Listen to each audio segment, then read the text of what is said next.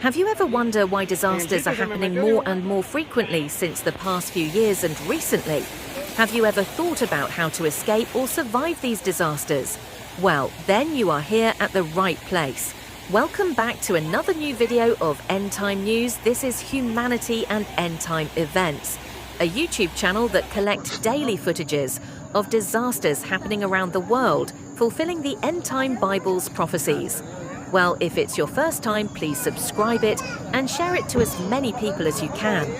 We are responsible to create awareness for our loved ones who lives a normal lifestyle as usual, like the people during the days of Noah, following the worldly trends and materialistic lifestyle. Be like Noah, who listened to God's voice, acted according to God's words, and finally built the ark that saved him, his family and the animals. While the people who didn't listen and ignored God's work of saving mankind were all destroyed by the disaster. So shall it be when the Son of Man comes in the last days. Likewise, the Bible tells us that Jesus has yet many things to says when he return, that God will do judgment work on earth, that God will separate his sheep from goats, and God will destroy this world and create a new heaven and new earth, and so on.